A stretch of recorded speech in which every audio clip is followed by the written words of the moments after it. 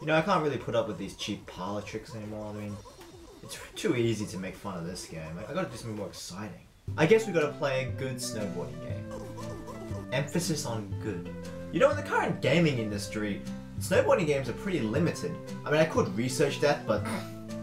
research. I mean, really, all you've got are the SSX games or Shaun White. Fun. And because of the SSX franchise, most snowboarding games are now aimed at audiences who want... But let's go back, before the PS2, before the Nintendo Wii, and all that other stuff. Before SSX was even born. The snowboard game was quite different back then. We had N64 titles such as Snowboard Kids 1 and 2, which were alright, but basically they were kart races with a snowboard skin. And another snowboarding game in the N64 library was, of course, 1080 Snowboarding. And this here was one of the first snowboarding games, hell, even sports games that I've ever played in my life. And it left to my impressionable mind an interest in snowboarding that has permeated my life. It was my introduction into head-banging rock music and the experience of doing grab tricks, spins, and going fast on the slopes. But does this game hold up today in the current snowstorm of hyper-extreme sports games that now flood the market? Let's find out. Get it? Snowstorm. Because it's snow. Snowstorm! Snow! So, if you've ever played this game before, allow me to invoke some Rockfield nostalgia for you.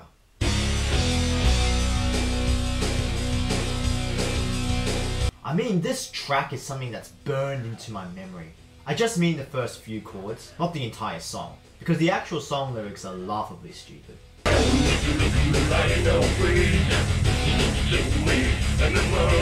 So anyway, we have many different types of game mode, and since this is a snowboard game, I'm gonna go for Trick Attack. Trick Attack! Did you hear that? Trick Attack! Oh, I think I just came a little bit. So here we have the character select screen. Featuring socially awkward man with beanie that's way too big, huge black guy that has mildly stereotypical stats, lame-o mech American, extremely kawaii girl, and everybody's favorite Canadian, Ricky Winterbourne. You know what? Let's pick him. Sure I did. Holy shit, did you see that? That had skill and dare all over it. Look how high that was, doing the worm Eddie. Ha! Winterbourne laughs at you. I'm quite worried about him, actually. Ricky, come down from there and sit down on the couch. Okay, not that couch. Do you think that you should be doing that without proper safety equipment, You could be seriously hurt, young man. Ugh, fine, Mom. So anyway, we picked the board, the track, and alright, here we go. Let's do some tricks.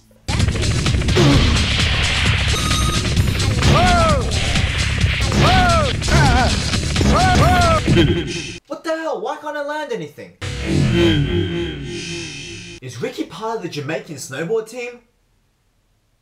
That doesn't even work. And also that movie was really inspiring. I'm an asshole.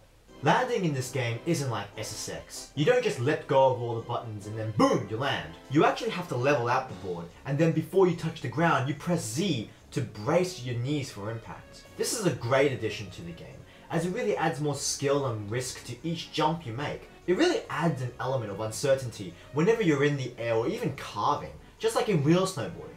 Especially when you're having a good ride and then your board clips the damn snow and you fall hard and everyone laughs at you and they go, "Hey Terry, you're good at nothing, I'll show you more." This element's cool. But there are times where you fall because of the tiny little drops that you would think you wouldn't even need to press Z for. Or hell, you didn't even see your character go in the air. But this is a minor point comparatively to the major design flaw of this game, because even though a lot of effort went into the tricks department, this is a racing game. Yeah. A racing game. Yep, you heard me. Unless you're deaf. Much like Snowboard Kids, this is actually a one-on-one racing game. But instead of the items that balance out the game, like the snowman or the goddamn parachute, we get pure skill. Think of this as a comparison between Mario Kart and Gran Turismo. But before you write this off as some boring racing game, let's go actually fuck up some bitches in race mode.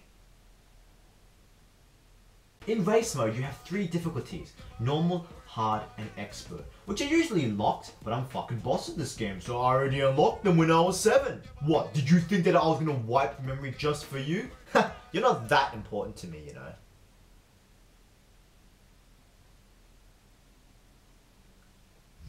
So in each match, you race down the course and try to get first.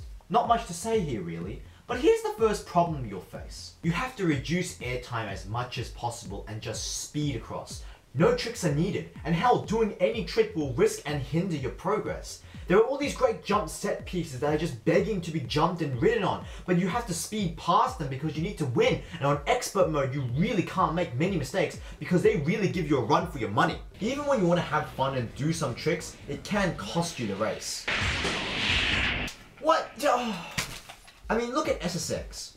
Even though the races aren't as fun as the show-off events, they were still fun because you needed to do the tricks. Why? Because as you do more tricks, you fill up your tricky bar and that becomes boost for you to go faster. Yes, it's unrealistic.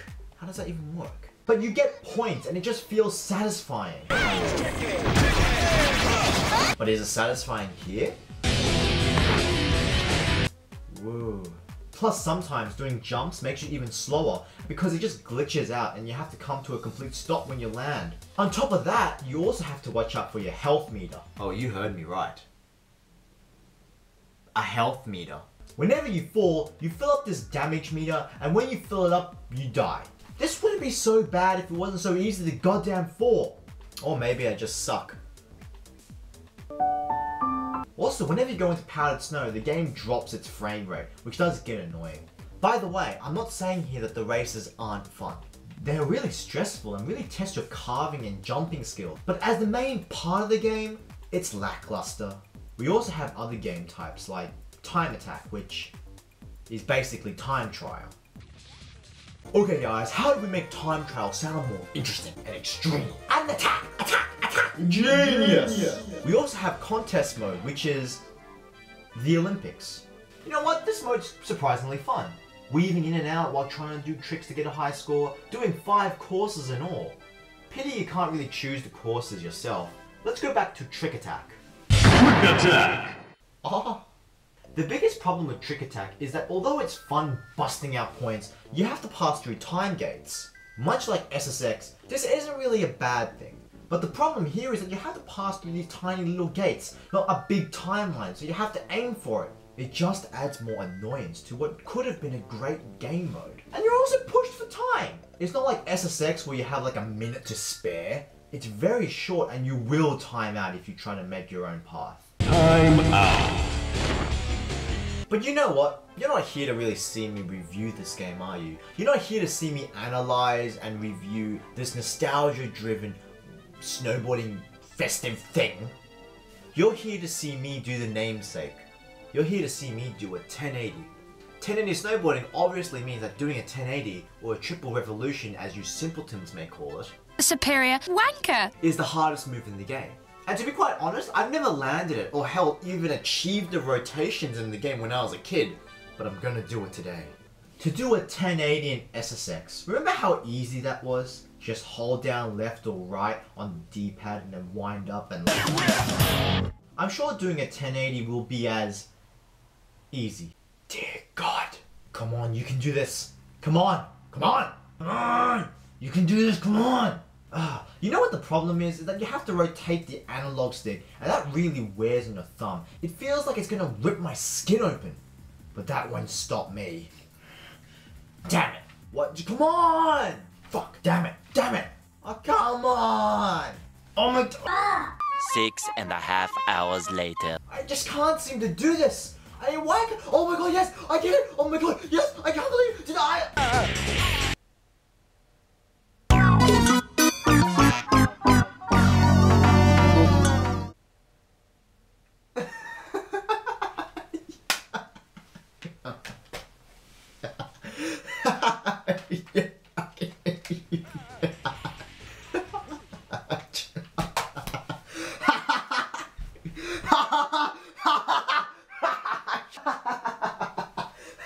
You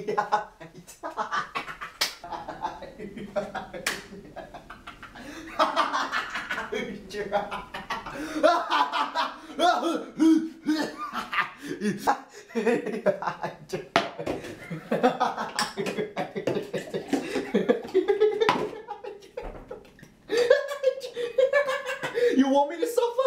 I'll suffer.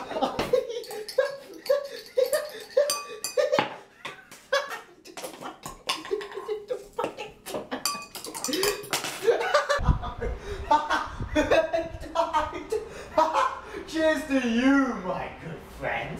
Cheers to you.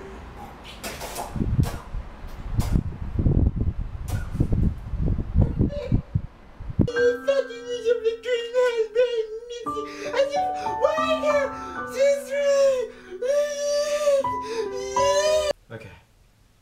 After that soul-crushing defeat,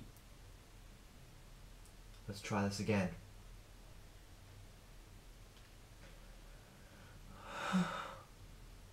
I mean, what's the point? What is the point? My life is pointless. Can't even 1080 in this game. Hell, I can't even do a 900. What chance do I have? I'll never even achieve my goals. I'll never get great marks. I'll never get a high-paid job. I'll never get a AAA and DDR on max 300 on expert hidden mode. I'll never be able to do a 720 no-scope while blazing at 420. I mean, I can't even believe it. They said the 1080!